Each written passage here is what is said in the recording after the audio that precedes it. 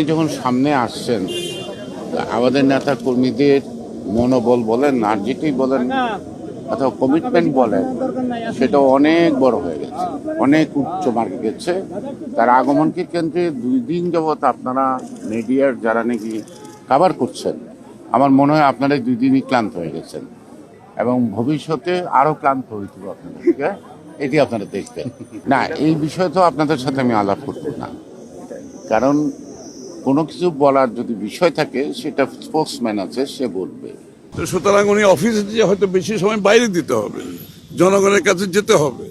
যে জনগণকে উনি বাইরে থেকে এতদিন অ্যাড্রেস করেছেন, যে জনগণের সাথে সম্পৃক্ত ছিলেন, সেটা উনি এখন ফিজিক্যালি সেই জনগণের কাছে যাচ্ছেন।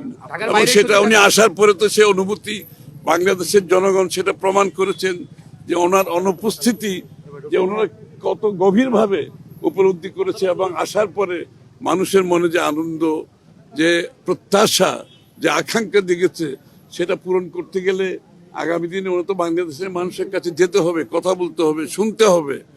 এবং উনি বলার চেয়ে শুনে নেই বেশি, এটাই হচ্ছে বৈশিষ্ট্য ওনার। তো সুতরাং আমি তো মনে করি সারা জাতি উজ্জীবিত আজকে ওনার অপেক্ষায় আছেন। ইনশাআল্লাহ উনি যখন ওনার ভিজিট শুরু করবেন, আমি মনে করি শুধু আমাদের নেতাকর্মী সমর্থক না, সমস্ত বাংলাদেশের মানুষ যে প্রত্যাশা, এবং সেই প্রত্যাশা পূরণে ওনার যে পরিকল্পনা, উনি বলেছেন আই হ্যাভ এ প্ল্যান।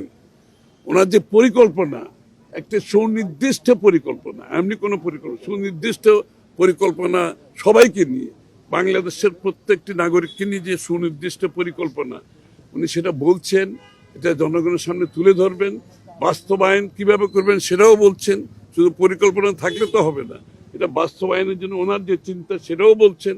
এবং আমার মনে হয় জনগণ ওনার যে প্ল্যান, ওনার যে পরিকল্পনা, তার অপেক্ষায় আছেন। এবং বাংলাদেশের যে পরিবর্তনের প্রত্যাশা জনগণ করছেন, সেই পরিবর্তন ইনশাআল্লাহ জনাব তারেক রহমান সাহেবের নেতৃত্বে আমরা দেখতে